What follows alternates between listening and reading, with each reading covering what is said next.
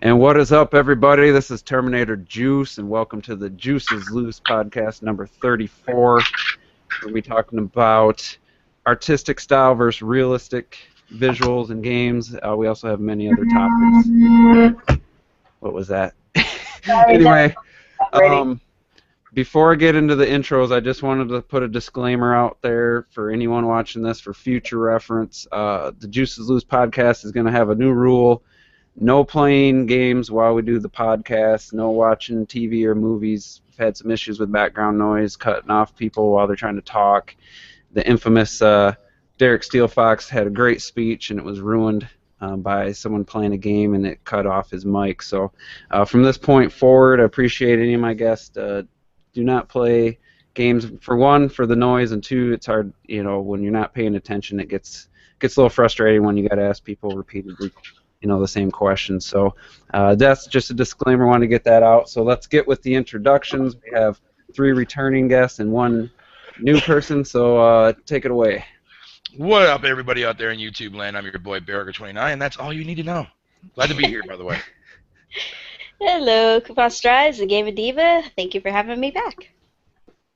Hey, fools, it's Mr. T of the Mr. T Show. How you doing?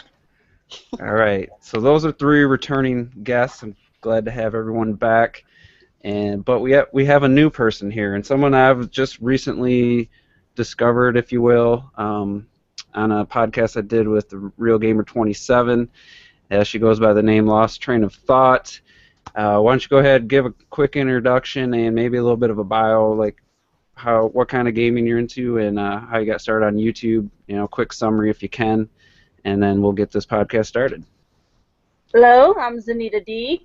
I got started on YouTube to be a combination between my blog site, which is mostly used for book reviews, and eventually I started adding gaming content, rants and raves, and meet and greets.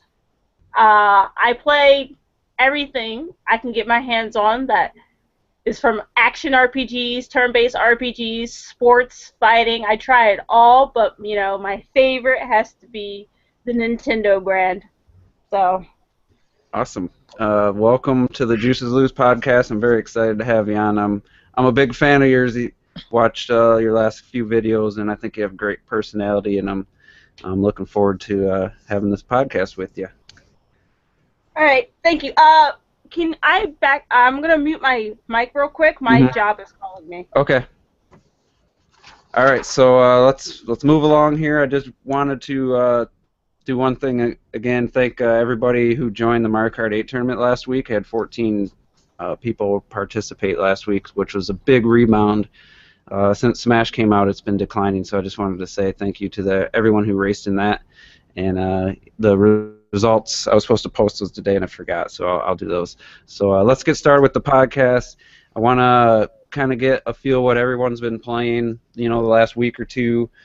Coupon, I kind of know yours because you were on last week and I asked everyone this, but let's start with Ms. T.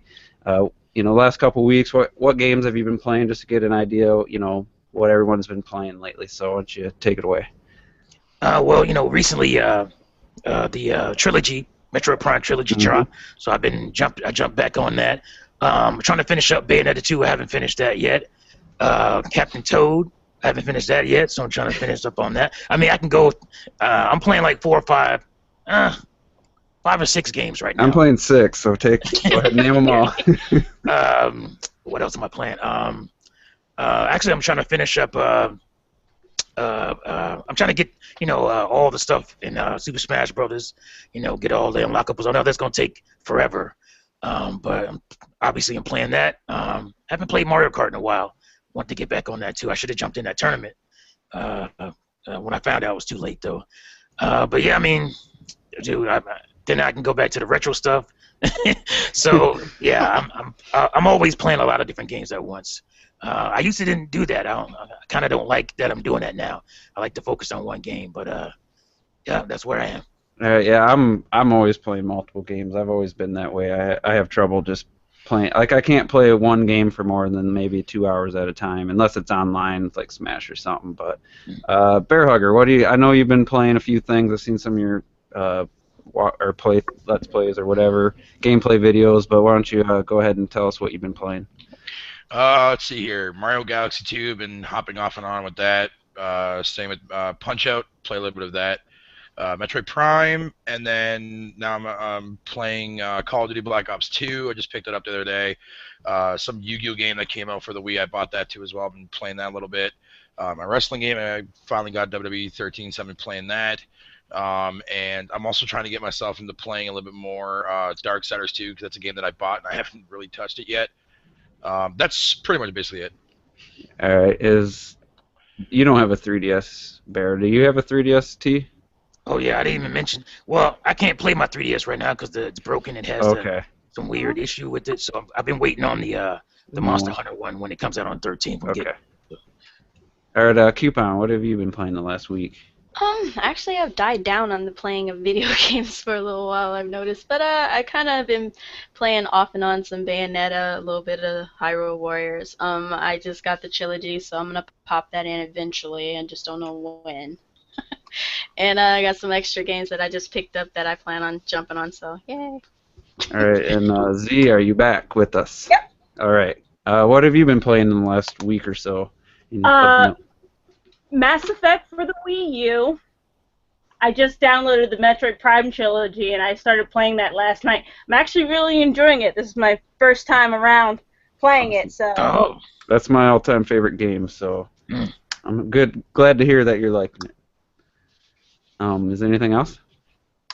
Going back and forth between Mario Kart, Captain Toad, Smash, just lightly here, and then I just also bought Black Ops 2. Nice. Yeah, I'm gonna jump on Bear's invitation there to play some Black Ops 2, maybe get some groups together.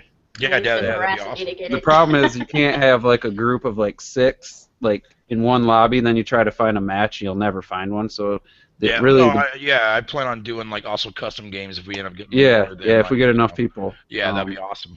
So that's cool. All right, so I've been playing the usual suspects for me. I'm still playing Bayonetta 2 on Infinite Climax. I'm up to Chapter 7. Getting pretty damn difficult though. Mario Kart 8, Smash Brothers, played a lot of that this weekend, had a blast. The Metroid Prime trilogy, like I just said, Metroid Prime is my all-time #1 game, but I have never played with the Wii Remote Nunchuck. I didn't play the trilogy. I just always played it on the GameCube, and I'm loving it with the new controls. It's amazing, and I realize what makes that different than any first-person shooters. I spend half the time just scanning things. Like I'm always in the scan visor, just scanning everything I can. And I love that little part of it and all the extra story you can pick up by scanning, like the Chozo ruins and stuff. So, yeah, it's been great. I'm loving the trilogy for $10. I mean, you can't beat it. But also, I downloaded the Codename S.T.E.A.M demo. I don't know if anybody's played that. I want to, but my 3DS I was hoping to get everyone's opinion on that game for one of the topics, but we'll have to skip it if no one's played it. And hold on a second. Red Knight wants to join the podcast, so since Zen didn't make it, I'm going to have him come in. All right, I'm going to have to switch to my mobile phone. Okay. All right. All right, well, we'll see in a second. So, yeah, I was playing the Codename S.T.E.A.M demo, and it's actually really cool. I didn't think I was going to like it at all, and I don't know if you guys have seen much gameplay on it, but it's very unique. The camera is like stuck, like you can't move it around much because the enemy, it doesn't let you know exactly where they are, which adds a cool element to it. So I'm enjoying that. And quick introduction here, we got the Active Gamer Life jumped in here, so why don't you go ahead and say hi and. Hey. Hey. Oh, all right. I'm in. Okay, good. I didn't know which one was live and which one wasn't. So. Yeah, we're live. Oh, what's up, everybody? No, I was watching that, so I said, damn it just started. I went in. What's going on, everybody? It's the Red Knight from Active Gamer Life. Nice to be on. The juice is loose. Hello. Good to have you back. And I said my podcast was full, but there's always room for the Active Gamer Life. I'm just going to throw that out there. Thank you. So real quick, I was just kind of going over the games. We were going over the games we've been playing, and I was just seemed like I'm the only one that's played Codename S.T.E.A.M, the demo that was available. It's actually pretty cool, so I'm looking forward to. And I didn't even finish the demo. They give you a lot of levels to play, and you can save it and stuff. So I'm gonna go back and might actually end up picking that game up now, and it wasn't even on my radar at all. So. But that reason I downloaded that is because I got Fire Emblem and Awakening. If you guys watch my Fresh Juice number 3, so I said I would give updates on that weekly, and I just want to let everybody know I'm really enjoying the game. It's awesome, and I don't even care for RPGs that much, and it's just a really good game. I like the strategy part of it. It reminds me of Advance Wars, which I really loved on the Game Boy Advance. So it's Fire Emblem Awakening is definitely already like my third favorite 3DS game, and I've only put about 6-7 hours into it, so loving that game. So Red Knight, what have you been playing other than the Metroid Prime trilogy? You said it already. That's all I've been playing. All I've been playing. I got 4 artifacts left in Prime 1. Fucking move on to Prime 2. Nice. That's all I've been playing pretty much. Oh, I played some Smash Brothers on Saturday. That's it. All right. So no one else played Codename S.T.E.A.M, so I can scratch that off the topic list. It's pre-ordered. Getting to day one. It looked awesome to me from the beginning, and I knew Intelligent Systems was behind it, so I was all over it. So. And by the way, Advance Wars, who do you think made that game? Intelligent Systems. There you go. I knew it right. I knew that beforehand, but I never thought that I'd like an RPG with that kind of style. But it's really cool. I'm playing on casual though. When people die, they come back. I'm new to the series, and I would have already lost almost everybody. So I'm gonna go back and play it on harder difficulties. I'm sure losing people adds to the tension and the reward factor of a mission if you actually succeed without losing a person. So awesome game. And well, hopefully Z can get figured out. We got 2 there, Z. I don't know. Yeah, sorry about that. That's happened to me before. So double cherry. So next, I just wanted to get everyone's maybe a wish list of the next wave. We know that there are some announced games coming to the eShop, some Wii games. Europe's got different games than we got, but I kind of wanted to get everyone a wish list of games, probably ones like me that you didn't play on the Wii and you'd like a chance to play them again. So it's kind of a Red. I didn't give you any pre-warning. Everyone else, we kind of discussed it already. So I'm going to start with my list. I'll probably steal a couple people's answers, but 3 games that I would really like to come to the eShop for the Wii games, the digital Wii games. No More Heroes 1 and 2, or 1 or 2. I never got to play that game, and I always wanted to. Red Steel 2 looks really cool, and I just missed that game. I don't know. Probably because Red Steel was so bad, I just didn't trust it, but it looks like it's a really cool game. And then Silent Hill Shattered Memories. And I know these games aren't coming probably because they're third parties. I can't remember if No More Heroes was published by Nintendo or not, but that's kind of my wish list for eShop games I'd like to see, and then we'll get your guys' thoughts on that. We'll go to Mr. T next. All right. I picked Zack and Wiki because I thought it was an awesome game on Wii. I don't know if you guys know about that. I have it. Okay, it reminds me of those old PC point-and-click adventure types, but there's way more control in it. It's kind of like a platformer hybrid, if you will. I just picked this because I know there are a lot of bro-ish dudes that would want a kind of unique experience that you can. Oh, I won't say unique experience, but a game in this genre that you can't currently get on Nintendo, which is Conduit 2. I know that's Red Knight's favorite game, so I want to throw that one out there. And the last one would probably be I don't know. I would say let's go with what's the game? Pandora's Tower. All right. Yeah, no, Zack and Wiki is a really cool game. I have the actual disc copy of that, and and it's really cool actually. I like that style puzzle game a lot more Yes. than I thought I would. So that's a good choice. Let's go to Coupon. You got a wish list that? I guess. Well, I just said one earlier, which was Fragile Dreams. I wanted that one, and then I'm looking at I can't even pronounce it. Lenovo? Yeah, that one. I played it once before and very briefly and never got a chance to see it again, and I would love to see it come back because it was so cute and adorable. Nice. And let's see. Trauma Team, because, Trauma Team. Like, Trauma Team. Yeah, I would love to see Trauma Team. Oh, awesome. And that's All right, all. let's go to Red Knight next. What do you got? Oh man, does WiiWare count? Because if it did, I have a couple. I would love to see Lost Winds 1 and 2 on there. Oh. Yeah. Those were my favorite WiiWare games. That and World of Goo. But if we're just talking disc, I guess you took No More Heroes from me. So I would say. Sorry. Actually, the ones that I really want to come out are pretty much coming. All right, so I'll say Kirby's Epic Yarn, just because we have. Yeah, I forgot that one. I wanted to say we that. have Yoshi coming out, Woolly World. And more people should play that cute ass game. So It's so sugary. And it's still $50 at the store. They got a copy. Wow. Even though I own that, I still think it would be cool to bring it out. And Skyward Sword, definitely, why not? With Zelda coming out, more Zelda is always good. So Skyward Sword. Not a lot of people bought that game, actually. It was one of the lower selling. It was one of the least selling. So that's good. All right, so basically, does that count as 3, or do I have to say good. one more? You could stop there. You could go for more.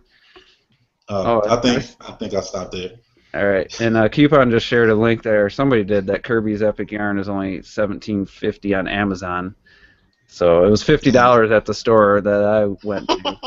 So I think if they don't bring it to the eShop, I'll definitely be picking that up on Amazon. So, and next, Bear Hugger. We didn't go to you yet, so you got a wish list for us? Mm-hmm. Xenoblade Chronicles, obviously. Last Story. I want to see Opuna come out too as well. That'd be amazing. What else is there? First party wise, there's a couple of them too as well. For first, Red Steel. Oh, not this is not a first party, but you mentioned like Red Steel 2. I want the first one to come out because I like that one. I have to say a little bit more. I'm sorry, but I do. The second one was great, but I just like the first one for my own reasons. I mean, I can sit here all day and just list off a whole bunch, but that's like the main ones that I like to see come out. Cool. All right, so what else was I going to talk about before moving to the main topic? I think I forgot to write it down, but I can't think of it. So let's just jump to the main topic. We got some questions coming in too. We'll save those for the end. So we'll save some time for that. So artistic versus realistic. It's an idea that was brought about because Kirby's and the Rainbow Curse is coming out, and it's got that claymation art style. I've just always loved claymation. I've always thought it was awesome. Ever since I was a kid, still appreciate it. It still looks amazing. But I hear a lot of people just automatically calling it kiddie because it's a claymation style game. So that kind of prompted this. But when you think about it, there's some games that just wouldn't work with like a realistic art style, and there's games that wouldn't work as well with a cartoony art style, I guess, if you will. So I just thought we would kind of open this up. Like I had the thought, would a Mario game be any fun if it was like a real life short fat Italian guy, like literally with like a literal representation of a fat Italian guy? I mean, it just wouldn't work. And Day one, bro. I think a lot of people they don't realize that some games it just doesn't make sense. So, I guess what are your guys' thoughts? Do you have a preference, first of all? Does it matter if a game has a realistic look? Does it matter if it has an artistic look? Does it depend on the game? I guess I go to Miss T first a bunch of times. So I'm going to start with Bear Hugger. What's your take on artistic style, realistic style, and doesn't bother me any. A game can look how it looks. Doesn't really faze me at all. If it's realistic, it's realistic. If it looks like the way Kirby does, I'll still play it. I mean, I'm more of a person though that leans towards like art styles than realistic graphics. But if a game does come out and it does have a realistic vibe to it, I'm not gonna ignore it. Yeah, I mean, like, do you think like The Last of Us would have worked with like claymation? You know, like if you're using that as an example, eh, maybe, but more than likely, probably not. They would probably have to like change the whole entire formation of the game, like the way it plays. But yeah, it would look silly like yeah, having it would, yeah, play exactly. humans talking in such a serious way. Yeah. I think, you know. Yeah, definitely. But I mean, it really honestly depends on how they get the way the game is designed and what they're actually going for with the game. It really depends. But yeah, I think a game like The Last of Us would not work with like a cell shaded or cartoony kind of look, whatever you want to call it. That wouldn't really make much sense for a game like that. Yeah, that's kind of what I was thinking. Mr. T, I know, you like a large gamut of games, but it seems like a lot of your favorite games seem to have more of an artistic style or approach to them. I don't really see you talking about too many games that are realistic looking. So what's your take on the? Yeah, well, I mean, I play both. I played Heavy Rain. I play Uncharted series. I rather like the Uncharted series. But I like video games. And that's why I prefer gameplay games as opposed to the movie games, because the problem with movie games is once you get through the story, then you don't really care about it anymore. I mean, it's enjoyable while you're playing it, but I can't see myself going back and enjoying those games the same way. I can always go back to a Mario and enjoy it the same way I did the first time, almost pretty much, And I mean, that's the difference for me, is that those video games, as opposed to realistic type games, will always be something I can go back to and play again. And if I don't experience, if it's not as much fun, it'll at least be as close as much fun as the first time I played it. That's pretty a much really it. good point. The more story-driven games, they tend to suffer when you try to play them a second, third time. If there's what's a good example, like Bayonetta 2. I don't even watch the cutscenes anymore, and I still play the game. I got like Right. 70 hours into it, and it's still fun because the gameplay's so good. So that's actually a good point. So I'm gonna go to Z here. I see that you got a different icon there, so that threw me for a second. What's your take? I mean, does it matter what a game looks like? I'm gonna guess none of us here care because we're all gamers, but. Hello? You're asking me, right? Sorry. Yeah. You can hear me, right? Are you in a wind tunnel? No, I'm in the car. Okay. No, it actually doesn't bother me. Don't worry, I'm not driving. No, graphics have never really bothered me for gameplay. I can play story-driven games back to back. I do it with Persona and Mass Effect. But as long as I'm having fun with the game, I don't think the graphics matter. That's how I feel. What do you feel about people saying like Kirby's immediately a kiddie game just because of the art style? I mean, I really hate that, because you have shows like South Park and Beavis and Butthead, Family Guy. These are all, cartoony shows, but no one would say these are kiddie shows.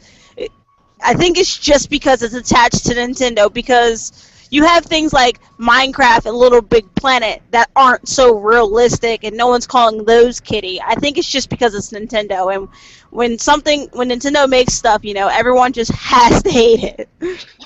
That's a good point. I would also point to Borderlands being a cel-shaded game, and I just had another one and I lost it. But Can I make one more quick Steel point? 2. You just mentioned Red Steel 2. That was cel shaded. yeah, Yep. Ms. T, go ahead. Yeah, I just want to make one quick point. There was a time where all games were quote-unquote kiddie games, because the graphics couldn't produce, realistic movie-like looking games. Mhm. So that whole idea of kiddie games is ridiculous, because when we first got like the Sega CD games where you got realistic full motion video and whatnot. Nobody liked that crap. It was just like nobody cared for that. For the Full most part. motion, like it was like 100 by 100 Right. resolution. Full motion being that little cube in the middle of the screen. Since you brought that up, every time someone talks about Sega CD, there's a quote that I don't remember who it was. I was in middle school, in gym class. We're in the locker room, and some guy had just got Sega CD, and it was that Western game with like where you'd shoot them and then cut to like a person falling, like an actor. And he literally said that games could never look any better. It peaked. Games will never look any better because that looks like real life. I always remember that quote. I thought it was hilarious. Now, I mean, I at the time I was just like, I wasn't sure. Maybe he was right, maybe he was wrong. But looking back now, it's so ridiculous how terrible that game looks now. So that's another thing. I want to throw this to the Red Knight. Do you feel games that take more of an artistic style tend to age better when you go back and play them, just from a visual standpoint, versus games that are cutting edge, realistic, 10 years ago, versus like a more art style driven game from 10 years ago? Do you think one ages better than the other? Yeah, I think that's pretty much a fact. Like, because if you look at the old games that try to be realistic on PlayStation 1, I mean, the Jaggies alone they hurt. But like games like Ocarina of Time still look pretty damn acceptable. Even something like Metroid Prime, which I'm playing right now, looks so good, and that game is over a decade old, and that was kind of realistic, but it still had its, its cartoon style, basically. If that makes sense. Well, it was versus things that came out that generation, like Star Wars: Old Republic, now looks kind of, it'll look funny now because you was trying to make things look like real life. In real life, we see it every day, so it's gonna pretty much age. I think Metroid Prime went for more of a fantasy style than like, like a fantasy realistic sci-fi style. Yeah, and it's weird to explain, but I was gonna say, I think with realistic versus cartoon, I think realistic games could always transfer to cartoony, but the same can't be said for cartoony. Because like you mentioned Last of Us, but if you made Last of Us in like a visual style of the Telltale Walking Dead games, I think it would have been just as fun and people would have loved it all the same.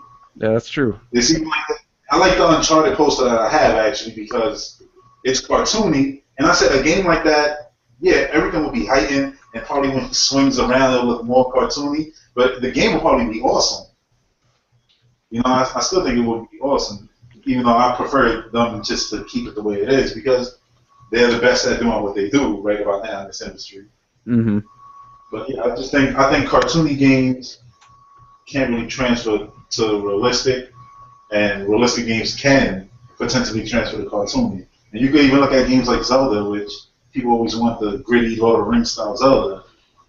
Twilight Princess versus Skyward Sword. Twilight Princess has aged a lot now when you look at it because they were going for that brown drab, realistic look. It really looks terrible now. The Twilight Princess is hard to play because it does. It's like grainy.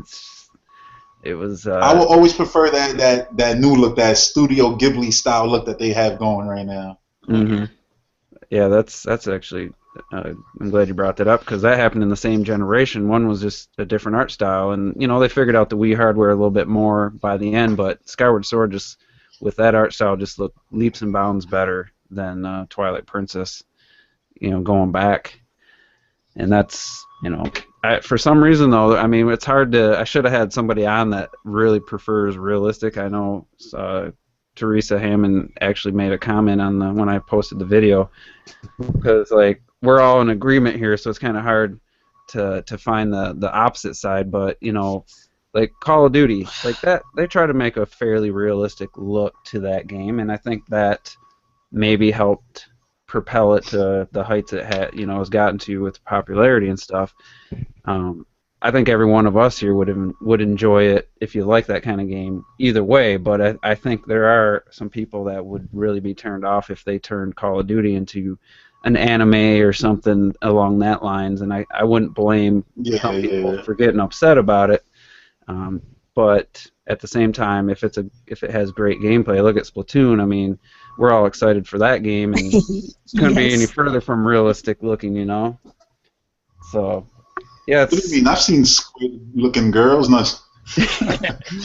I mean, that art style just looks amazing. So, does anybody have like a favorite, maybe like art style that you like that you really gravitate towards? I mean, for me, I like seeing like the silhouette style, like limbo style, like Yeah. layered, like foreground, middle ground, background, kind of 2D, like that. When I see a game like that, I really just get really excited for that. So, anybody have like a favorite? I Art like the child of light kind of look, Oh like yeah. with the watercolor kind of painting brought to life type of deal. That was gorgeous to me, and it was just totally breathtaking. And it's nice to see the her, the character just float across the screen and just she's flying and she's like a little fairy or whatever, and it's awesome. It's just it returns me back to childhood when you get your mom or your dad will read you a story and you see the little picture books. You open up a little picture book and you see the characters, and so it's really reminiscent of that, and I really like that. And I pretty much like all kinds of art style in gaming because we should appreciate all different types of styles of art in gaming. We shouldn't just like poke fun at one. It's like they all have their places. Hmm. Realistic art styles serve its purposes, and without them we wouldn't be getting some of these pretty cool games out there like The Last of Us. I think The Last of Us was, used the perfect art style for it. It wouldn't be any less different like what Red Knight said with the if they had to use the Walking Dead type of art style, but it's just the art style they used for it was perfect. So, Yeah, that's a good point. yeah. Yeah, I just had another example. Oh, you're talking about Child of Light. The UB art, I think it's called. Mhm. That engine that they did the Rayman games, that was what did Child of Light. Cool. And I hope that they get to do more games in that style because I Yeah, think it's that was amazing. Anybody else have like a favorite art style or something they really really get turned on by when they see it? I mean, yeah, right now, my favorite art style is what they're doing with the new Zelda. Mhm. Because it looks like, Princess Mononoke or something, Mm-hmm. And Yep. that's why I prefer that art style because there's stuff you can do with that art style that you can't do with the realistic quote unquote art style because you get more expressiveness, you get more animation when you use that art style. Mm-hmm. It's more freedom. See, the thing about doing realistic games is that your freedom is lacking because you're stuck to the rules, if you will, of reality, and there's no rules in surrealness, and that's why I prefer that art style over the realistic stuff. But I mean, like I said, I still played. I played and enjoyed Heavy Rain. So it's hard to say I have a preference.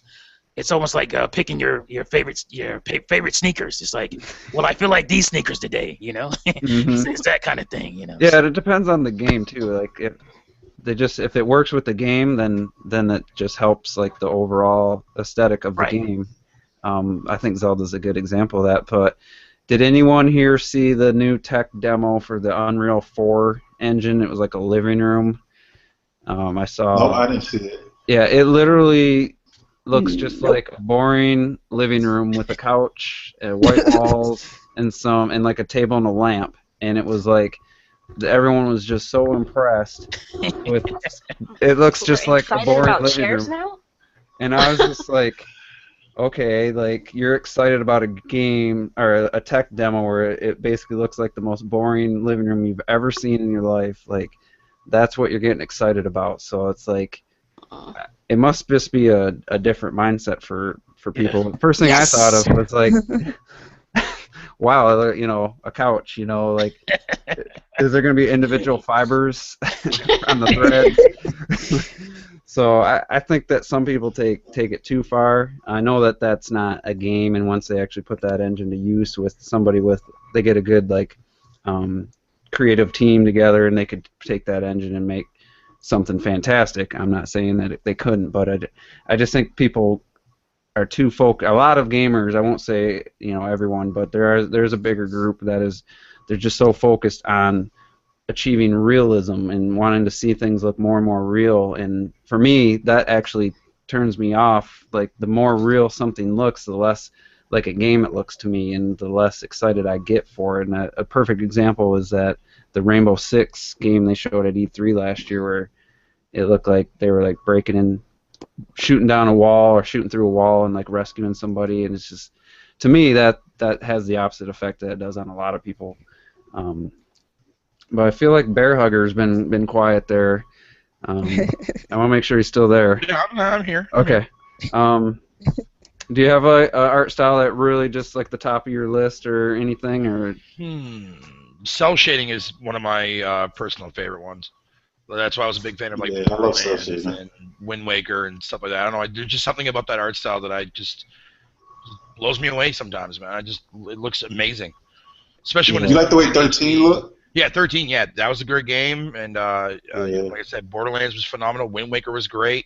I wish more games would, use that kind of style. Just, I don't know, just something about it. Just the colors just really pop, Yeah, and it, like Ms. T said, it gives them more room for freedom. Like, you try to make a joke that works in an animated show or movie, and they try to reproduce something like that in a live action, and it never works. So there's certain things that just don't work in a realistic setting, and that's like animation in a game. Like, they can really add a lot, and they sacrifice, looking realistic, but then they can add so much more personality. And like, if you look at Legend of Zelda for Wii U, like the animation and the horse and stuff, like, just looks so amazing. The hair flowing and everything. It's just, I think, as long as alive, it doesn't feel soulless like some of these realistic games. Like, it's just like, it doesn't feel like a couch sitting there with like. I have one though. You have what? Art style that I really was impressed with. There's two actually, and it goes with what we were talking about. It's a mix of basically cartoony and realistic. And one was that, that Alice in Wonderland looking game. Well, I think it was Alice in Wonderland. Wasn't it called like Alice? Alice something. I know what you're talking about. Yeah, I saw my brother playing that on PC, and that art style was real nice. And also the last BioShock game, the art style to that was like, it was like cartoon, but everything had like realistic textures. And I thought that was a cool art style. So you can even like marry the two together, and it can make something that's really nice to look at. Yeah, that's a good point. Like Skyward Sword. Awesome. Yeah, Skyward Sword. Kind of has a what's the style? A watercolor look, but also a little, not in the characters themselves aren't as watercolor, like with the backgrounds and stuff. When you mixture of a couple different styles can actually, benefit both of them. If instead of just having one strict set of rules or something, like BioShock's a great example because there's not one thing in that game that looks realistic, but it looks like really amazing. Like, it's hard to put it into words. It's not cel shaded. It's not cartoony. It's almost like a CGI animated movie when they tried to make like human being characters instead of your typical talking animals and stuff. So that was a really cool art style. And I played that on PC, so it looks phenomenal. And that's a good. I wanted to bring up a game that had a mixture of both, and I couldn't think of any, so that was a good one to bring up. So let me ask everybody else this. I forget who I asked this to, but the people that say it's a kiddie game because Kirby has like claymation style. I mean, we all know that's ridiculous, but if anybody wants to, I'll take it. go ahead. So what's the general question? What do I think about people who say that? Yeah, I mean, how do I feel about that? Personally, I think it's somebody compensating for something because they like the game, they like the art style, they're kidding themselves if they don't. If they don't, it's fine, you don't like it. But most people that are loudest are compensating for something, and they're just like, yeah, it just looks kiddie, it's not my cup of tea. Blah, blah, blah. It's just so silly. It's a beautiful art style. Claymation is not something easy to do. If you ever watched Wallace and Gromit, like, I love that show. Oh my god. It's awesome. Yeah. I mean, anybody who's ever watched that show, and you mean to tell me you don't like Kirby's new game because of clay? Really? You don't clay? Like, I don't know. It's cute. He's adorable. He's Yeah, it's an adorable game. They used the perfect art style for it. They went from yarn, now they're going to clay. Who knows? Maybe after this one, if it does good, they might bring Yoshi into clay. Who knows? I don't know.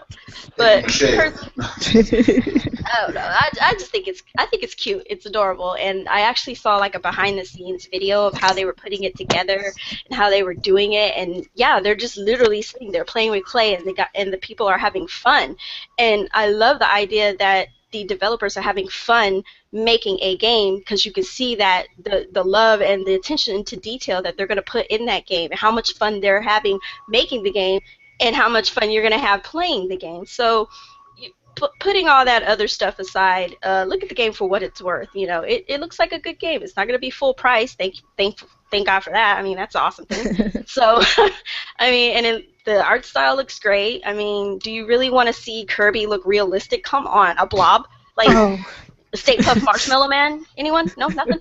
I mean, I don't know. I just don't understand what kind of art style they expected Kirby, of all characters, to be in. Realistic with a gun, shooting people. Okay. Shadow the Hedgehog? Anybody remember that one? Oh my God. Just saying, you know, I mean, just throwing those things out there. So, you know, calm down and just look at the game for what it is. If it's not your cup of tea, cool, move on. If you know, stop screaming about how it's, you know, it's a kiddie game.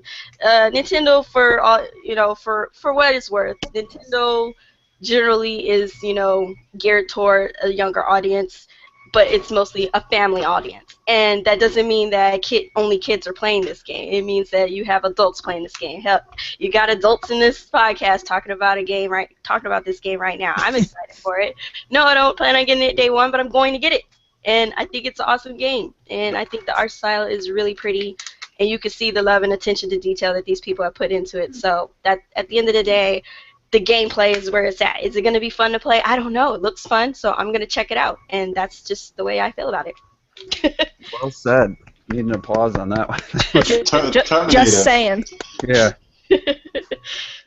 There's somebody in the comments who actually called you out, and I gotta agree. They said Rainbow Curse is realistic because it's the most realistic looking clay they ever seen. True. Yes, I was actually. Right. You're right. Looks like Using clay. clay. That's If real. you watch, I don't know if it was my E3 reactions video or one of the podcasts right after that, I actually said that that's Nintendo's take on realistic visuals was Kirby and the Rainbow Curse, because it does look like real clay, because obviously, according to Coupon, I have not seen that video, but apparently they use real clay. So I was gonna ask you if you saw that video. Yeah, they took like high resolution shots of real clay. really, yeah, Yep. I missed that. They had a set and everything. They just moved Kirby around on the set. I was like, wow. Yeah, there was even that Nintendo Force magazine people actually did the same exact idea for their front cover of their magazine for Kirby and the Rainbow Curse. Oh Yeah, yeah. They did that's all out of awesome. clay and then cha-ching. I mean, what would you rather hear? A story like that, or a group of like technicians going out and scanning Chicago, like scanning the buildings with like Shots high fired. res- Shots fired. like they actually had to create something like real. With their hands. Yeah, I mean, I watched the video where he created a Kirby out of like a little package of pre-made, like pre-set clay. That it was like a Kirby kit that you could build make a Kirby out of clay yourself. But I didn't see the one That's where a they, limited edition. Sell Yeah. that to Kid the at. public? They could sell that to the public? Oh my god, Yeah, I would love it. It's Amiibo all over again. Blood on the streets. Don't I get have me my started. I got my Kirby amiibo coming, and thanks to Toys R Us, you know, I probably was gonna get the Kirby one anyway because of the Mario Kart 8 helmet looks so cool. So basically, I'm getting Rainbow Curse for like $26, and then getting the Kirby amiibo I was gonna get anyway. So that was a nice promotion. I think Active Gamer Life actually shared that. That's where I heard about that, and I immediately went to Toys R Us and did that. So awesome. So anybody want to just kind of focus on Kirby here for a second, since we've been talking about it so much? I think we could maybe get everyone's thoughts. I know, Ms. T, you said it wasn't on your list of games you were getting in February. Kirby? Kirby is on my game. Oh, is it? You I didn't was gonna mention say, that it. is on his list. You didn't mention it He's the yesterday. only person with me who's been really like sharing that game on. Oh yeah, it's pre-ordered and paid off already. Oh, nice. That's Yeah, I was a big fan of, just like Red Knight, big fan of Canvas Curse on DS, and I knew right away I was gonna get that game. So, and I'm a Kirby fan, you know, I'm a big Kirby fan too. So yeah, it was a no-brainer for me. And all those people crying about, oh, what Nintendo hasn't given us a reason to have this Wii U gamepad. Well, there you go, because you can be using it a lot in this game. Except now I can't look at my TV. That's now what everyone's saying. You can. Yeah, if you're playing multiplayer. I was just kidding because that's what a lot of people have been saying. Yes, people have like 4 and 5 displays, you know, and on their PCs and whatnot. You know, they can't. Oh, 2 screens is too much. I can't do it. That goes with that whole argument. If they don't use the gamepad, it's like there it is. There it is. Yeah, like Star Fox is gonna use it. Yeah, people are we only that. just got into year 3. Give it a chance, people.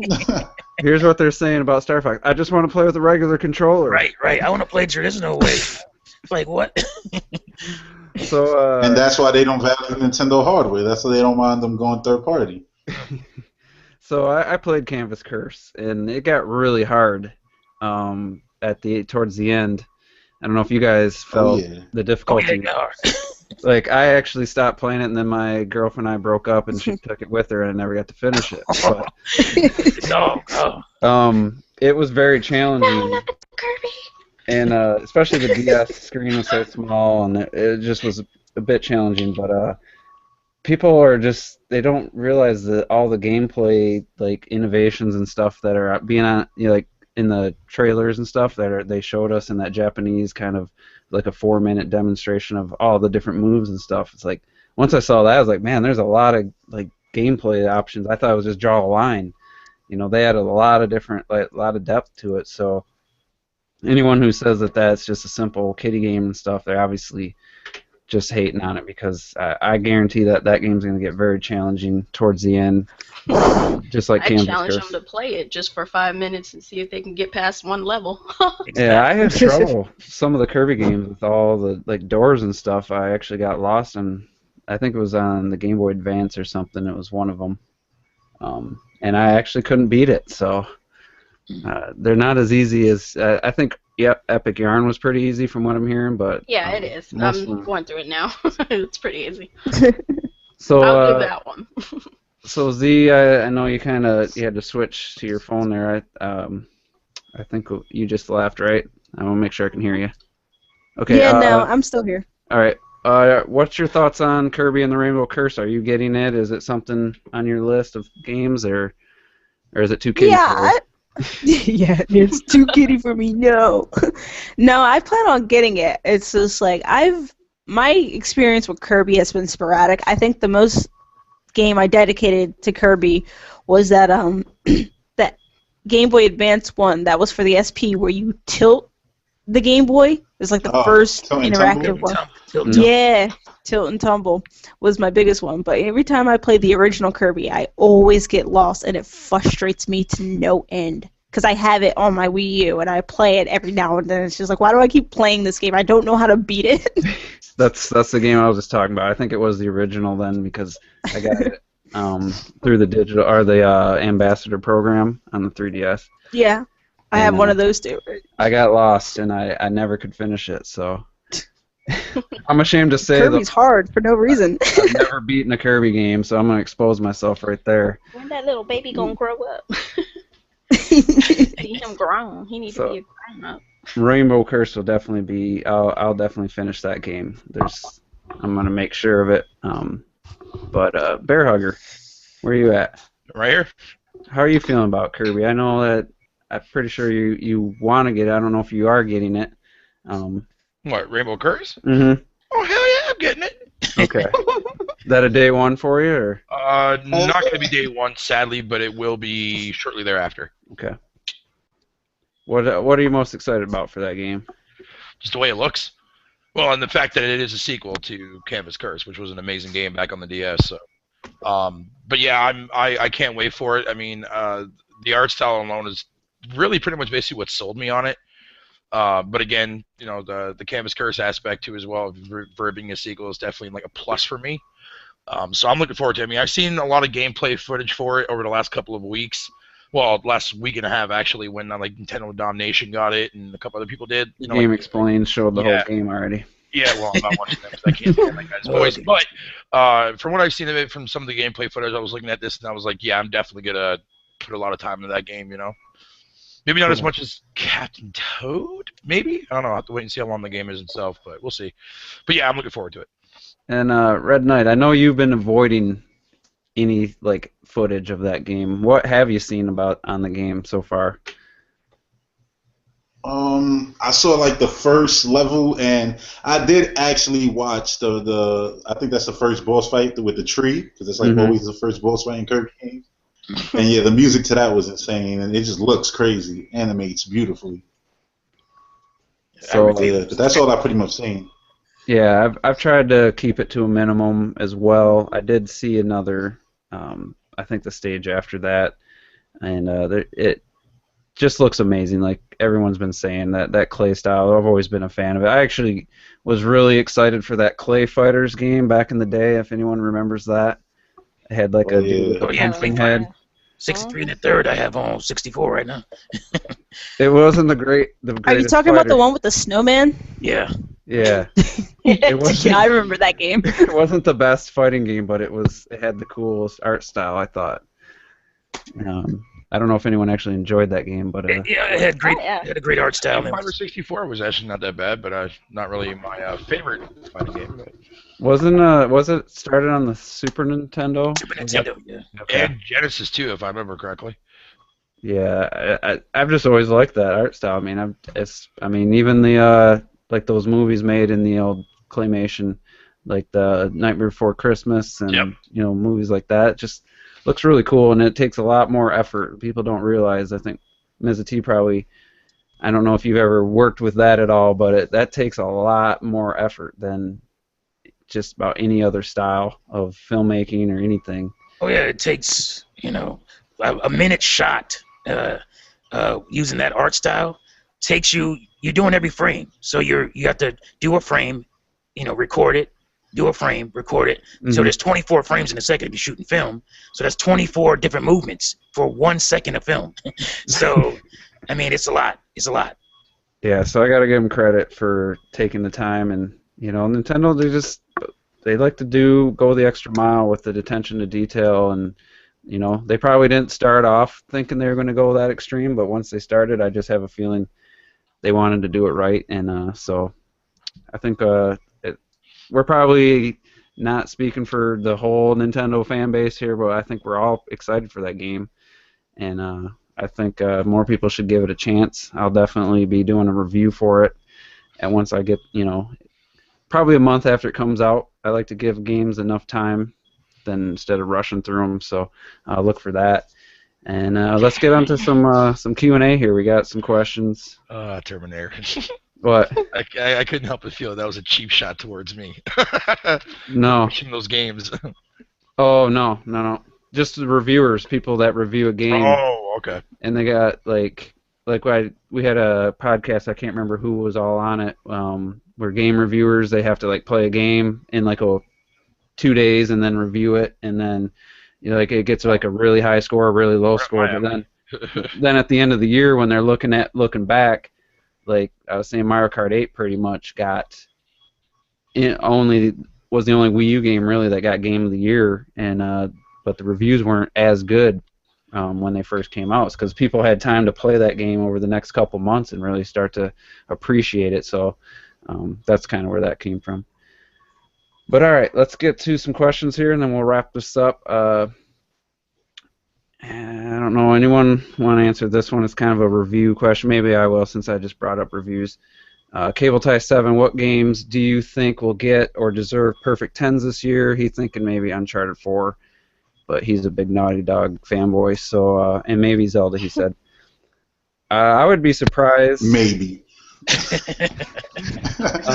I know Zelda will get perfect 10s from some places. Uncharted 4, I don't know.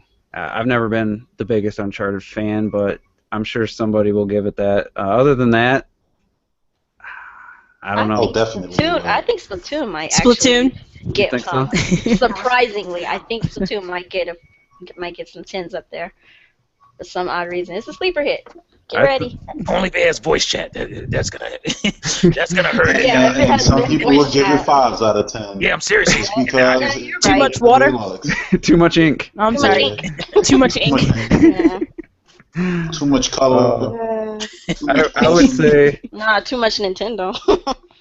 you know, Yeah, like there you like go. the Nintendo-centric sites will give Zelda will probably get perfect 10s. The Sony, specific sites will give Uncharted, and then the Microsoft ones will probably give Halo 5 perfect 10. So, but if I had to guess, I would think Xenoblade Chronicles X could be up there. Oh, Seems like a lot of RPG fans are really excited about what they're seeing. So Oh yeah. Not with those character models. They're ugly. yeah, with those yeah, I faces. know, right? Oh, That glad all we gotta do is don't bother look me at all. at Period. 3 out of 10 exposed. No, it's gonna be too much game. 300 hours, too much game. You gotta have time to play that game to give it the proper score, so it's not gonna get a 10.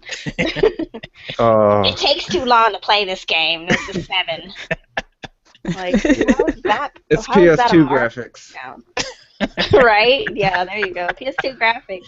Hey, 5.5. Is this a Wii game? I'm out. They went for an anime style. I don't know why people think that the characters are supposed to be realistic looking. They went with an anime style. I don't That's the understand. mistake.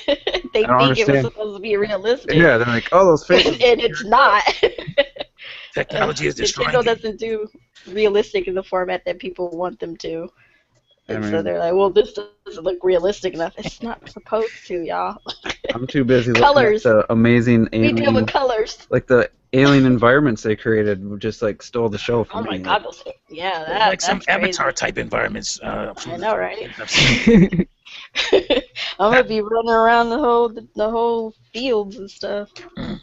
So this They is had like a GTA moment though in it, like 5 seconds of GTA. yeah, he jumping through backyard. That was weird. Backyards and whatnot. Is that his hooker's house? That is. Ah, heck if I know. You just get a They lap got him in dance. there. Oh boy! Whoa, Yay! No, I'm get just veered kidding. off the path. Anyway, this is why I asked why I brought up Xenoblade, because Tony Coran asked this question. What are you guys and Diva's thoughts on?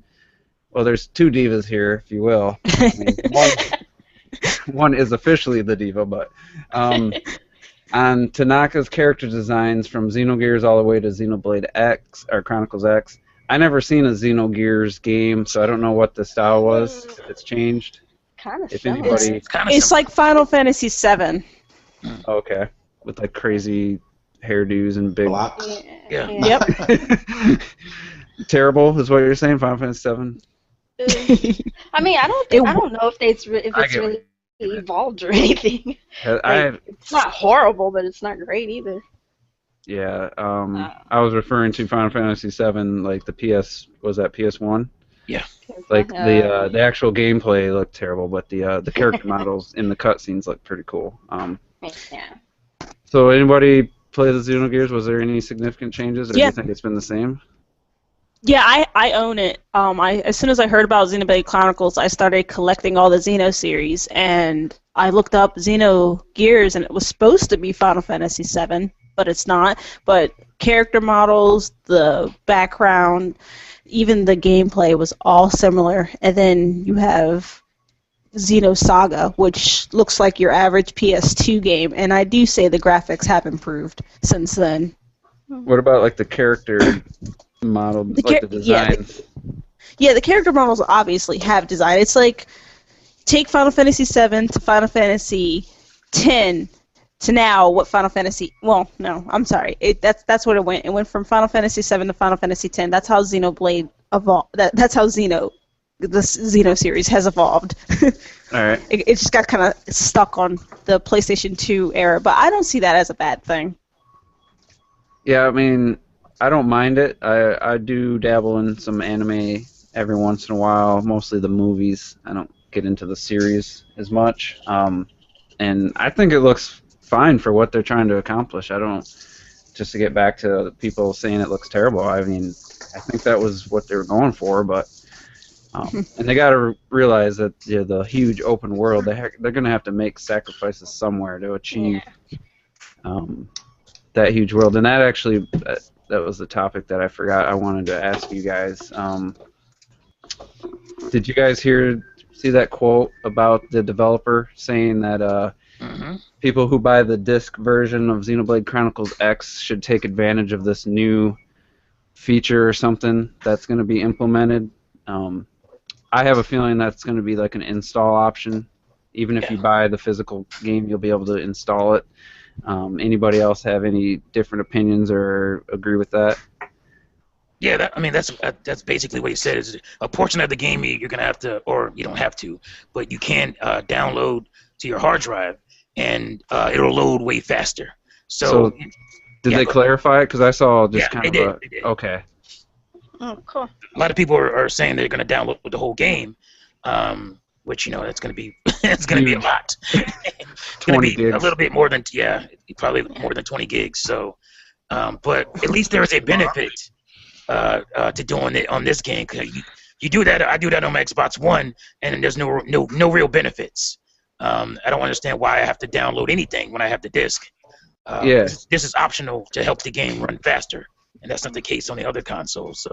So you still have to put the disc in to read both simultaneously? You still gotta put the disc in even after you install 40 gigs to your hard drive. They're computers.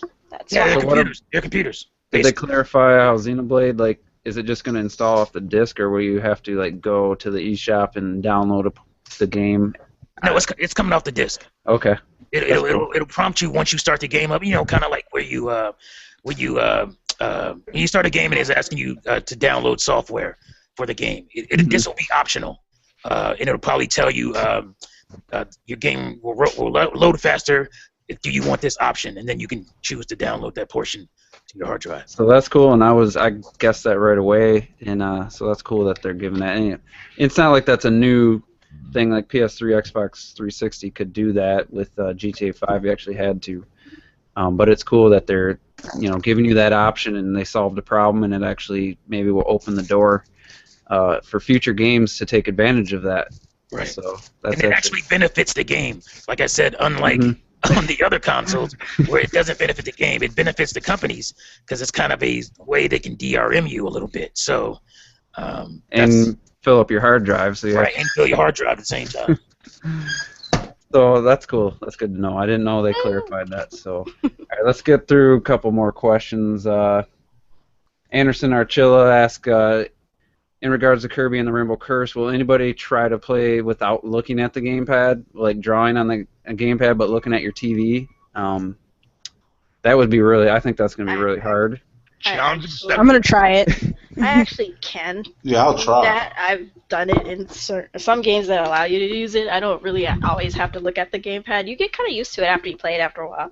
If you have a gamepad use, you just gotta scroll on the screen. So it'll take a minute, but you'll get used to it. That'd be impressive. That's good hand-eye coordination. Yeah, because when you do it on this, I'm going to do it, and this is why. My setup is my 22-inch little Vizio monitor on my desk, and it's going to be way easier for me to be sitting right in front of it and it goes back and forth. I can stand. You're sitting in your living room, and you're a few feet away from your TV. It might be a little harder to do that, but for me, like I said, it'll almost be like me having a big DS or 3DS in my hand. 3DS. Because it's right there. Both screens will be right there in front of me. So. Yeah, I think certain times I probably won't even turn on my TV depending on the situation, and I'll just probably play that game right on the gamepad. But it also has multiplayer where you kind of, obviously people can use the TV, and so they're giving people the option, like everyone that's saying that you can't, they're not going to be able to look at their beautiful HD TV. Well, if you play with another person, then you can. So, but yeah, I think it'll be a little tricky for me personally, to play without looking at the gamepad the whole time. So here's a great question, and I say that sarcastically. Cable Tie 7, who I said he's a Naughty Dog fanboy, and he always asks questions about Naughty Dog. When do you think Naughty Dog will remaster the Uncharted trilogy? Also, do you think Uncharted 4 will be able to top The Last of Us? What? Can I answer that one? Yeah, go ahead. I think The Uncharted trilogy itself will probably end up being announced sometime relatively soon. And also the last part of that question about Uncharted 4 being able to top The Last of Us. It's going to improve on what Last of Us did, but I don't think it's going to outbeat it though. Well, they're totally different games. Well, they are, yeah, but they play. There are certain animations that look similar, I guess, but they're taking a lot of ideas. Naughty Dog already said they're taking a lot of ideas that they added to The Last of Us and incorporating into Uncharted 4, which to me is fine. I think it's great that they're taking some or borrowing some elements from their own game, so that's fine. But as far as topping it, story-wise, we'll have to wait and see. But more than likely, probably not. I don't think it'll top it critically speaking either. I don't think it'll get the acclaim. You never know with websites nowadays. So Red Knight, you don't want to answer that when Naughty Dog will remaster the Uncharted trilogy question? It's launching this week. No, I mean that's everything now, so I'm sure it's gonna happen. Yeah. And I think Uncharted will top Last of Us. I think it has the potential to be a better game overall. I mean, if you say what does he mean by top? I mean, they're different games. If you're talking about sales, I think definitely because people starving on that system. Because The Last was remastered, so is real. So that's the last Naughty Dog question, Cable Tie. I'm not gonna answer anymore. It's every week with those. But there, we answered 2 of them for you. Anyone want to touch? This is from Wii and 360 with me. What do you guys think of the Nintendo Creator Program? I know, Barry, you had a podcast. You guys already talked about it. And Pandora's box has opened. All I'm going to say... Yeah. Go ahead. Okay, I'm just going to say this one thing. First Check of out all, Bear's podcast, too, yeah. for a more in-depth answer to I that. was going to say, it's a freaking beta. That's all I'm going to Yeah, say. like, it's No, it's not. It's perfect. No betas. Nintendo don't do betas. I personally, I mean, yeah, they could improve on it. They could do better. I mean, I'm not monetizing on my channel, so what do I care? If you're not monetizing, what do you care? If you planned on monetizing, you haven't done it yet, you're not going to do it.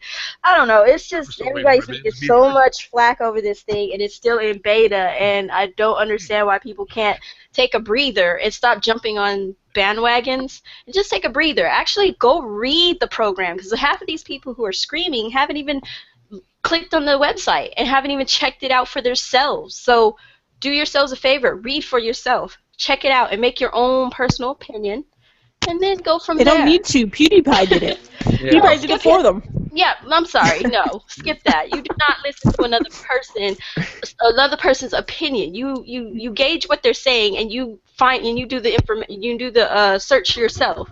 The website's there. It's still up. You can go check it out. See if it's something for you. If it's not, then wait till the beta is over. See what Nintendo does. But ostracizing them over it, I mean, it's their intellectual property. They have every right to protect it. Period. I don't care what anybody says. So if you don't like that, then guess what? Find something else to do. That's all I have to say. Find some other content to steal or whatever it is that you're trying to do. Because bottom line, it's about money. And I don't care what you say.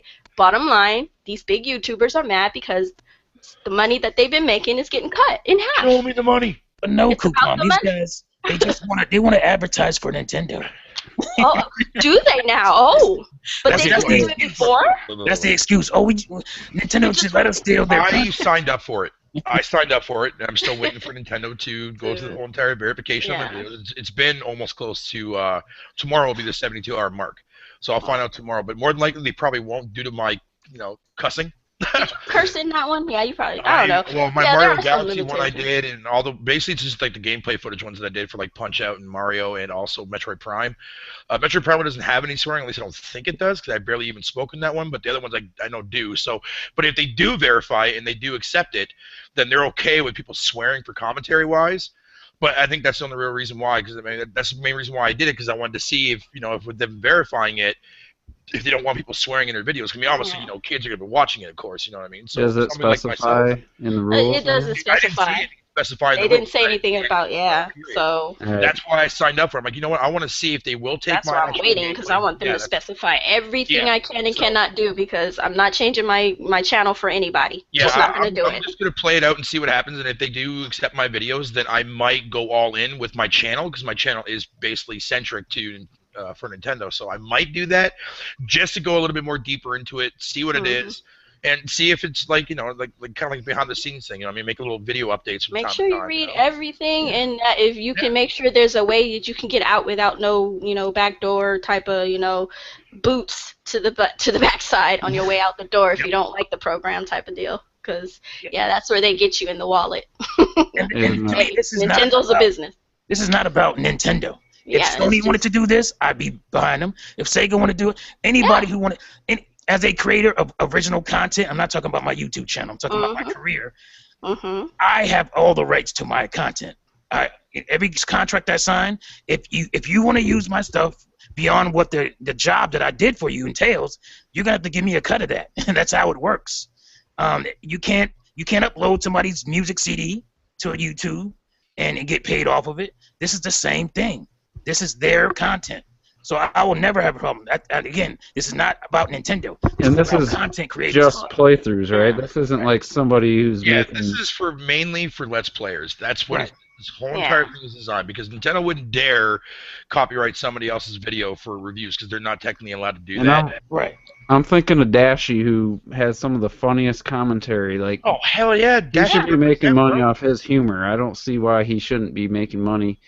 He's the reason I'm watching the video, not the games that he's playing. Yeah, exactly. Yeah. And I'm saying, if he hasn't been monetizing on them now, I mean, since he started, and he can start monetizing on at least the Nintendo side of things, cool. Because he plays Nintendo games just as much as anything else, and that's his living, so that's what he chose to make a career. Yeah. So, I don't know. I don't know enough about it to give I'm just waiting. I'm waiting to see what happens right now. So let's close. That's why I have a lot Here's all I know. Here's all I know. That if Nintendo said they were going to give people 100%, they'll complain that they wanted 110%. Yeah. Like, people just complain about everything with Nintendo. They're taking too much. I don't know. I'm just gonna see how it plays out for me, and then I'll do updates as the time goes by. But whatever. Right, you're only going to give me the exact amount I deserve. Why don't I get like 10% interest? Like, Nintendo could people just complain about everything. And it's not affecting them. That's the thing. Most of the people crying, it's not going to affect you 1%. It's not going to affect you at all. At all. It's just a way for you to cry, first of all, and then a way for the people that it will affect. It's about money. It's not about, I want to help Nintendo. I want to promote Nintendo's games. It's about you being able to keep the money train going. And I'm sorry, but the gravy train. I've never watched a YouTube video. I never watched a YouTube video that made me want to buy a game. Right. I already had it in my mind to buy a game. I'm not a fan of Let's Plays. I'll just put up like one random video for a game, and that's it. That's all what I do for my channel. Oh no, I'm lying. I've seen the YouTube video that made me buy games. They call Nintendo Directs. Nice. That's it. But generally speaking, when you have it in your mind already that you're going to go get a game, you might jump online to check and see what that game is about, so you see if it's something that you like, and you'll see a Let's Play, and you'll check it out for 5 minutes tops, and you'll be like, oh, this looks like something I want, and you go buy the game. It wasn't because you watched that Let's Play. You watched the Let's Play knowing about the game already. So I'm sorry, people. You're lying to yourselves. Calm the noise. We're done. All right, let's move on. Yeah. And all these guys talking about they want to advertise for Nintendo. What have they advertised? Or were they the ones bashing it? Who knows? Or were they the ones confused if it was a console or a controller? Like, I don't know. I don't even pay mind There's definitely to this whole thing. So Nintendo could definitely utilize some YouTube advertising. They started to do it by doing that promotion with Miyamoto on some of the bigger YouTubers. Like, there's ways to utilize YouTube to get advertising. So I'd like if there was more of if it was a common ground, if they could come to both parties are going to make something off it. That'd be cool. But anyway, let's move on. We'll just do a couple more questions and then we'll end this. I wanted to answer one from Island Hopper 64. I've never seen this user before, so appreciate you watching and asking a question. If this is your first time to the Juice is Loose, thanks for joining. So, will you be disappointed if Splatoon doesn't have offline local multiplayer and the option to play offline with bots? While I'm excited for the online, I'd still like some options for when the servers finally get taken offline years from now. Let's go to Ms. T on that one. Offline local multiplayer, no, not really, because nobody, none of my family or friends or anything like that will probably be playing that game with me anyway. Most people I'm gonna play with gonna be online, you guys. So, and plus it has a story mode, so that's another reason I really don't care, because I know it has a story mode. I was worried about that before, but now that Nintendo put the multiplayer first, and then they revealed that there is a story mode, so that's gonna be enough for me. And then I'll hop online to play, multiplayer. Yeah, and plus pretty much the gamepad's going to be the way you're going to want to play that game, and Right. since you can only have one. Exactly.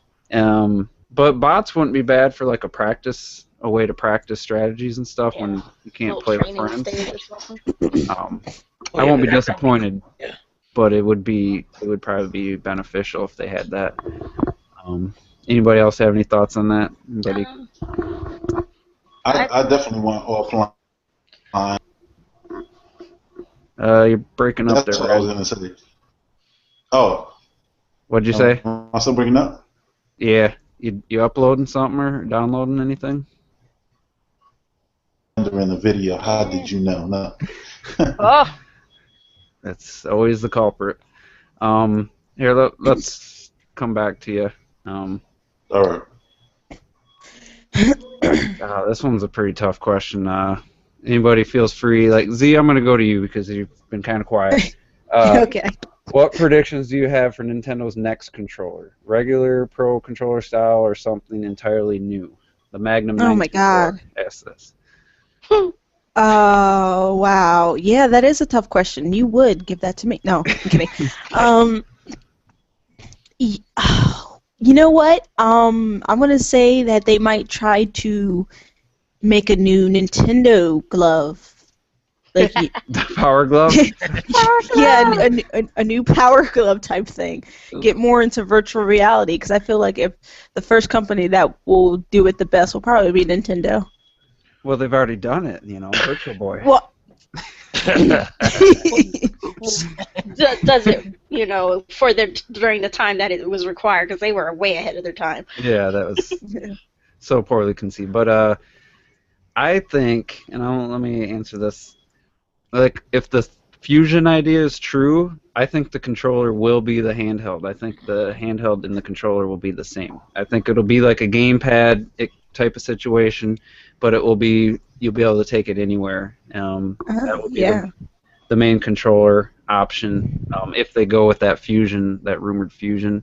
If that's not true and they're going to have a separate handheld and console, I would expect them. I mean, there's not much left they could do other than I think you guys on Bear Huggers were talking about like a improved nunchuck and Wii Remote setup. Other than that, if they don't have something really good, then just stick and go with the standard controller. I mean, that's my thoughts. But Nintendo, they're gonna do something unexpected there. I think that's the safest bet, is to say it's gonna be something different. Yeah. We're gonna get the Pro Controller too. I mean, the Pro Controller. Honestly, the Pro Controller is probably the most comfortable controller I've ever held. I can't think of one. I think the GameCube is more comfortable. Really? I do. It's a little small for me. I like the wider Pro You gonna say Controller. I got little hands? Is that what you trying to say? Little plastic hands. Island Hopper. I'm gonna go to him again because he's new. So, can you think of any realistic games from previous generations that still hold up today? He thinks the GameCube Resident Evil remake still looks great, and Silent Hill 3 and Metal Gear Solid 2 still look decent. I think the Resident Evil remake's probably the best example, because I can't think of any, anyone else think of anything What's that's the question? still I'm sorry, I couldn't. a realistic game that was realistic maybe 1 or 2 generations ago that still looks good today. Well, that's easy for me. Rogue Squadron. Game. Oh yeah, That game still looks beautiful, still it's true. That's Yep. good. and it's smooth as butter. 60 frames per second. Yep. Yeah, that's a great answer, because I mean that game, I can't believe that that game came out back then. It's just still looks that good. All right, let's do. Let me read some questions. Red Knight, are you back with us? Or you... I'm here. I don't know if I'm still breaking up Oh, though. you're good. You're good. What's your thoughts on Splatoon? You said you wanted to have a multiplayer option, or? Oh yeah, I would like that just because like I think he said it in the question right that they shut off servers eventually, and plus local multiplayer and Nintendo go hand in hand. So I said hopefully it has it. Why not? More options is better than none. Mm-hmm. Would you be disappointed if it didn't have it though?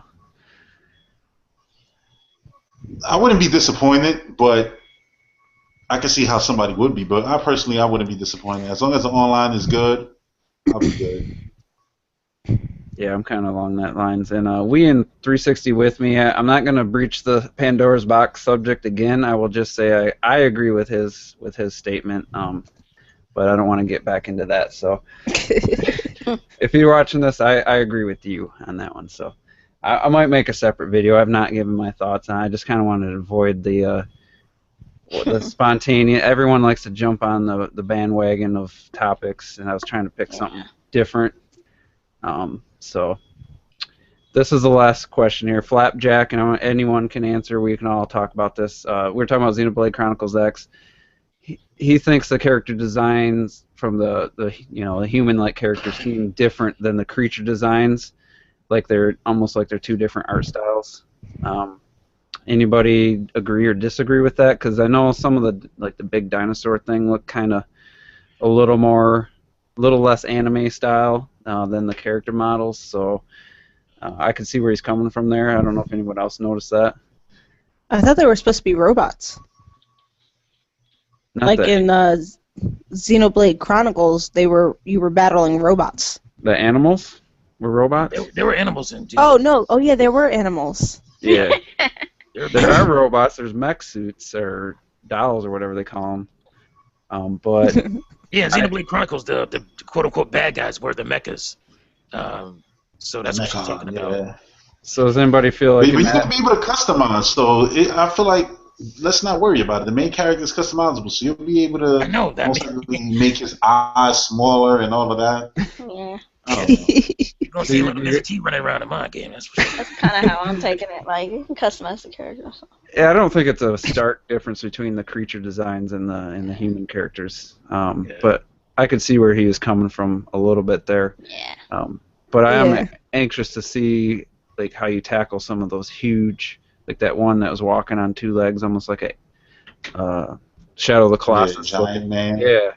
I'm curious how you actually take on those enemies. If, like, I don't know. I just can't. I can't picture how they'll. The mechs. Probably yeah, the mech flying around. So that's gonna be an interesting game for me because I never played Xenoblade Chronicles. Not big into RPGs, but I don't know, that art style and that world they've created has got me really kind of enticed a little bit. So I would suggest you play it because it's not full on like a lot of people think it's like Zelda. People haven't played it. They think it's like a action adventure RPG type of deal, and it is to a certain degree. But there is some kind of pseudo turn-based element. Yeah, the combat looks like you have to wait till you recharge and then you can attack again. I would if you're on the fence, you're not sure. I would definitely recommend you play Xenoblade Chronicles first, or at least because it's a huge game in itself. I don't know. I think I might just support it and just get X and start with that. Yeah. I don't know. I can't stand Shulk's voice, so I don't know if I could play Xenoblade Chronicles. I freaking hate Shulk. I hate his stupid. So what you trying to say? You're not feeling it? I'm not feeling it. Shulk! He's got the most ridiculous reach in the counter. His counter lasts for lasts for like 2 seconds. That's where the real salt is coming from. Yeah, he don't know how to I'm really feeling it. That backslash, that counter, that's just impossible. Can't handle the show. I hate Shulk. Tony Duran wanted to support Operation Other Prime Fools. Oh yeah. And I think everyone here has, and I think we can end with that. I'm going to talk about Metroid Prime real quick. My favorite game of all time. And for those of you that haven't played it, it's just the exploration, the lore when you're scanning all the stuff, like the So space good. the Oh space my god, pirates. I Like, scan so much. I know it's like my favorite thing to do in the game, and like the space pirates research for all the experiments they're doing with the what is it, Phazon? I haven't got that far, and it's Phazon, right? Yeah. Okay. Yeah. I didn't want to get mixed up with like Star Trek or something. I felt like that sounded like a Star Trek word. Phaser on stun, bro. And you're like, there's all this research. I mean, completely optional. I knew a guy who played the whole game and didn't almost scan nothing if he didn't have to. And there's just so much lore, like how Samus, like she was like that suit and all, how it tied in with, without spoiling anything, tied in with some things. Just amazing. And with the Wii Remote Nunchuck, I liked Metroid Prime 3's controls, but I didn't feel it was as good of a game. Like the levels, like that one in the sky, I really just was frustrated with that level. But Metroid Prime with the new motion controls, it just feels so good. I don't know why I didn't get the trilogy back in the day. I think I was busy.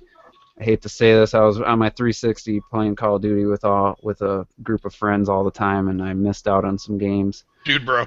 Yes, I went through that phase. What a bunch of jokers. I just gotta say though, put the controls on veteran, and it did take me a little bit to actually get used to aiming again, because it's been a couple years since I played with the Wii Remote for a first-person game. But it's just got me right back into why I love that game so much. And the level of detail is a huge thing in that game too. yeah, and the platforming actually works in a first-person perspective. It actually works really well. And the variety of enemies. 2 is my least favorite, but I'll probably play it again. You should, because I felt like it was better on my second playthrough. I still remember back Did ya? then. That Dark Samus Yeah. was such a cheap bastard at the end, though. Oh yeah, but they fixed that up too. Though. They fixed that up. Did they? It's not as crazy. Yeah, they toned. Yeah. I heard that they toned down the difficulty in the trilogy for it. Mm-hmm. I did beat. I got to Ridley on the first game on hard. I could never get past Ridley, but I did. It was a challenging game. It was one of my best accomplishments. Was just finishing Metroid Prime on normal difficulty, let alone getting to Ridley on hard. Because I think they made it easier overall. Like Red said, the hard difficulty on the trilogy is not quite. It's almost like normal was on the original GameCube. So just a great game, and the music, the atmosphere, the art design, and the lead artistic designer, whatever, went to 343 Studios. If you guys played Halo 4, you might see some similarities. Halo got prettier. Yeah. Yep. You could see, you could definitely see that guy's influence. So I just wanted to, I love that game, and it's not one of those things. I don't play, like, even my favorite games, I don't play them constantly all the time. I don't want to get burnt out, but every few years I always go back. And I'm glad this trilogy came out because I am too, yeah. It's just a great chance, and for all the new people like Z and Coupon, you may not love it as much as I did, but it's just one of those games that just at the time I was not expecting it to be so good, and it turned out to be just amazing. So. Anyone else want to add or give their thoughts on Metroid Prime, and then we'll wrap this up. It's amazing. If you ain't got it, you better go get it. Yeah, I'm really feeling this game. Wow. Yeah, it's $10 for 3 AAA games, $10 for a few more days. So you better hurry up and get it. But even for $20, it's great. And it is it's like 8 gigs, so you got to have at least. Oh yeah. Like 8.2 gigs after it installs. So just be aware of that. And you have to have a Wii Remote Nunchuck to play it. You cannot play with the classic controller, can't play with the gamepad. I don't know why you'd want to. Once you get used to that Wii Remote Nunchuck, it's amazing. So that's like Red always says, that's the most next-gen thing that's happened in so long, is those pointer controls and with a first-person shooter like that, or first-person adventure, I should say. Yeah, 100%. And it really is true. Yeah. I'll just say about Metroid, LOVE. That is what it means to me. I love it. But one thing I'll say real quick though, as far as the one I was talking about earlier about level design and like the amount of things they add to the game. I never noticed the very first time when I played Metroid Prime, like way back on the GameCube days. I only had it for a short period of time, but playing it now, I never noticed that like when something flashes on your screen, you can see Samus's reflection coming out of the her eyes and her mouth and whatnot. Oh yeah. And I never noticed it the first time. When I first noticed that, I was like, "Holy shit, that's amazing detail." Yeah, when you walk through like a waterfall or something, you get like the steam or like the water effects come down and stuff, dude. That's the kind of like, oh man, I love that kind of stuff, man. And in Prime 3, you can actually see her face getting corrupted more and more. Yeah. Prime 3, that's the I never play. I played like Corruption, but I played it very, very small of it. So that's why I'm glad that Nintendo. As you go into the game, you see her face like her eyeball, you see it becoming blue, and like on her nose, you see a bunch of like scars. Oh, I can't wait. Nice I that game. I have to get back into playing that. I might do that for a little while tonight. There was quite the visual jump from 1 and 2 going to 3. You know, the Wii was basically twice two GameCubes. Yeah. But it looked significantly better, I thought, because I tried 3 right away, just to see the difference. Not that I'm a graphics whore or anything, but I was just curious if, because the first game held up so well visually, I want to say, well, how did the third game look? Because I haven't played it in a few years, and it really looks nice. So, and I mean, not that that's the reason to get it, but just saying, it holds up well, like we were talking about earlier. It has aged very well on the visual side, and the gameplay is just amazing. So, dang, I just had something else I was gonna say, but that's all I can remember. So we're gonna wrap this up. Let you guys give your final thoughts or sign-offs or whatever you want to do, and then we'll be done. We'll start with the active gamer. All right. So thanks for having me, and people. # Operation of the Prime. Also, I got a video coming out today or tomorrow that the last half of it is going to be very controversial. That's all I'm going to say. And yeah, thanks for having me. Great talking to you guys. Better get the butthurt ass paste or whatever. Better get some from Mr. T. Oh, it's gonna people are gonna be offended. No, all right, Bear Hugger. Yeah, thanks for having me on here. I really appreciate it. I'm glad to be back. It's been a while since I did one of these the Juices Loose episodes with you guys, so I appreciate you having me on here. I got more stuff coming my way as per usual. Yeah, again, thank you. Cool. Coupon. This coupon guys, yeah, Gaming Diva. Obviously, I'm getting a little tired, but thanks for having me on your podcast. It's awesome fun. I'm talking about games and all that good stuff. So, got things coming along the line, slow but surely. Yeah, one time Coupon fell asleep after we wrapped the show up. She's like, "I'm just gonna lay down," and we're talking, and then like 20 minutes later, like Coupon, and no response. We just hung up, just ended the call. It was pretty funny. So, Mr. T, go ahead. Hey, folks, Mr. T of the Mr. T Show. Always a pleasure to be on the Juices Loose podcast. Make sure you check out my latest video, The Nintendo Cycle, Revolution and Evolution. It talks about what I believe is Nintendo's cycle when they think of their hardware. And, yeah, thanks for having me on. And remember to play Nintendo, fools. Yeah, and that video was pretty spot on, I thought, because that does seem to be their. I think you picked up on something I never really thought about, but so we'll see on the next system if they stay in line with that cycle. So, and then we have Z, last but not least. All right, thanks for having me on. I love stopping by. If anyone wants to ride on to my channel, I suggest checking out the What I Want from Nintendo video. And if you're hankering for some extra console cash, I am doing a giveaway. Thank you. Travel safely. I hate being Canadian. And your YouTube name is Lost Train of Thought. Lost Train of Thoughts. Yes. All right. I'll try to link that. I recommend everyone go check her out, and especially the one where you were talking about what doesn't kill you makes you sick, because your hair was awesome in that video. Gravity defying. Yes, if you guys haven't seen that, it's classic. So yeah, thanks for being here. Glad you could join us, and got two superstars in here at one time, Ms. T and the Red Knight. Stop that! I blush. I feel like good discussion always with the Nintendo fans. I know we fanboy out, fangirl out every once in a while, but it's just you can't help it. When you talk about the thing you Passion, love. man. It's all about that passion. Yep. And it's not like we come on here bashing, the other companies. I think that's what makes us different. We just talk about what we love, and we're not spending time talking about what things we hate or we don't like.